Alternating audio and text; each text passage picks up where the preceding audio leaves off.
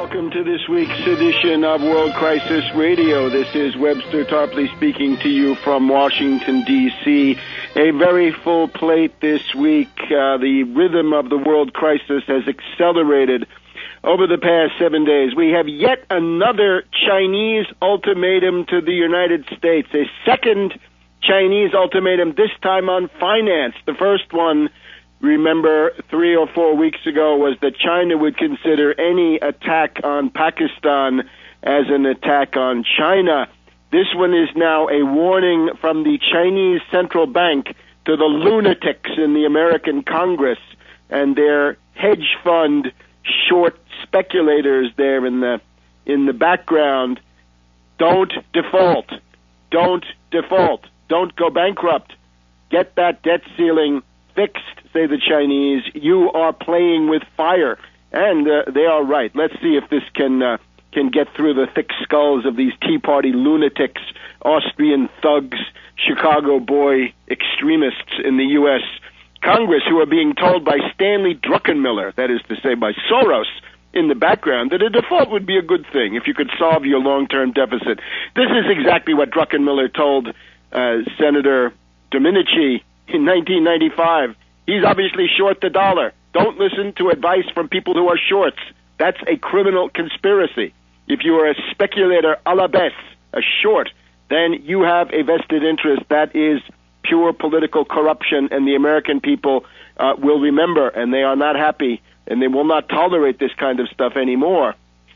That's one thing. We are at the point now where, according to the 1848 model, the revolutions, so-called, the insurrections, let's be more accurate, the insurrections and pushes are at the point of turning into civil wars and into international wars. Remember that in 1848. That was the June days of Paris, 24th, 26th of June, 1848. We are getting there. The spring is almost over.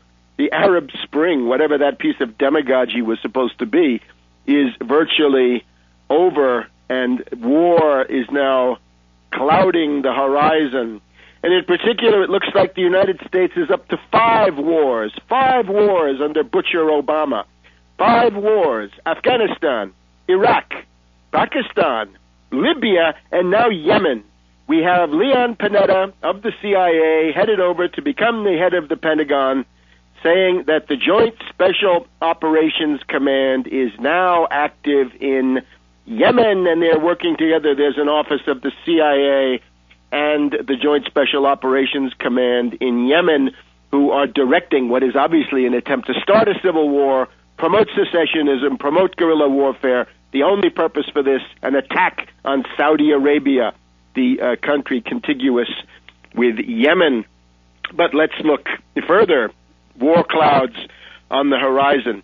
President Ahmadinejad of Iran now has officially warned Pakistan that the U.S. is planning to strike the Pakistani nuclear forces. That is a big escalation, let's say, in this current situation. Ahmadinejad joins his voice to those warning Pakistan. He says the United States is planning to strike the Pakistani nuclear forces. He says under the previous administration, the Bush regime, we had the mask or the pretext of imperialism was the supposed global war on terror, but right now it is the alleged question of human rights, or as he says, national rights. So let's see if we can get some quotes from this. Ahmadinejad told a press conference in Tehran on Tuesday, "We have precise information that the Americans are seeking to sabotage Pakistan's nuclear facilities so that they can gain control over the Pakistani nation and government and weaken them." He says the United States is also seeking to use the United Nations Security Council and some other international organizations as a lever to pave the way for its increased presence in Pakistan with the aim of undermining Pakistan's national sovereignty. He's also got some warnings about what the U.S. is doing in Bahrain. Commenting on the U.S. government's international policy, Ahmadinejad said that although a new government has come to power in the U.S., the Obama regime, the nature of the ruling system has not changed. Quote, only the masks have changed. Campaigning against terrorism was the mask of the previous U.S. administration, but the mask of the current administration is supporting nations' rights. I think he means human rights, the alleged rule of law, and all of this. And finally, from Ahmadinejad, this quote, the current U.S. administration is promoting a liberal Islam which recognizes the hegemony of the U.S. and the existence of the expansionist Israeli regime.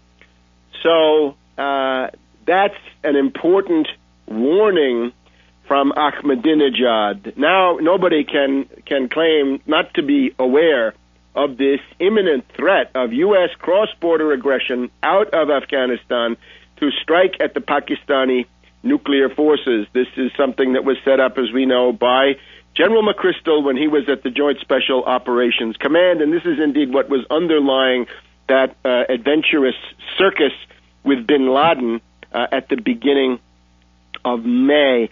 Ahmadinejad has also been very blunt that there is a political divergence, a faction fight, a political conflict between himself and the mularchy. The mularchy, that means Supreme Leader Khamenei. So Ahmadinejad says that there is a 180-degree difference in political orientation between himself and Khamenei. The mullahs, on the other hand, are saying that Ahmadinejad is deviating from the revolution. They accuse him of revolutionary deviance. Well, no mystery where this broadcast comes down. Ahmadinejad is capable of providing future guidance to Iran. He is a military man, more or less in the Nasser tradition, or at least to some extent. He's concerned with science, modernization, and real-world factors. And I think on the other side, there is no comparable program that could be offered to the Iranian people that would be comparable in value to what Ahmadinejad is trying to do. And we have to wonder, why is it that the mullahs are acting up precisely at this time? Remember, the old tradition was that the mullahs, during the time of the Shah, were basically looking towards the colonial powers. And perhaps that tendency has now been revived. So Ahmadinejad fighting and providing some important illumination on this question of what's going to happen with Pakistan.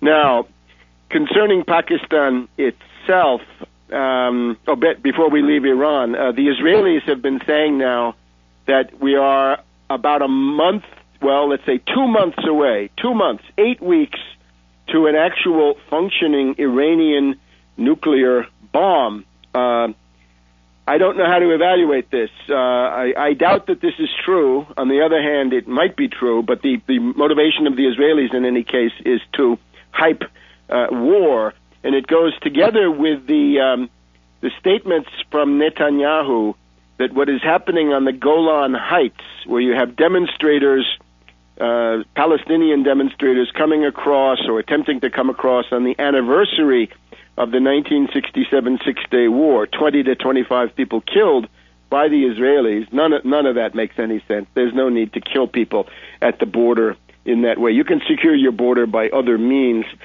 So there's a desire, I guess, maybe on both sides to create some kind of an incident. But the Israelis now becoming, Netanyahu in particular, becoming more aggressive in the rhetoric vis-a-vis Iran. Now, in Pakistan, the United States drone strikes in Pakistan continue, and Panetta, again moving from the CIA to the Department of Defense, says he wants more of them. The U.S. ambassador to Pakistan, Cameron Munter, said it would be better to keep these narrowly defined. But anyway, this is a debate among imperialists. The drone strikes go on, and they must stop. And we'll be back in a minute on World Crisis Radio.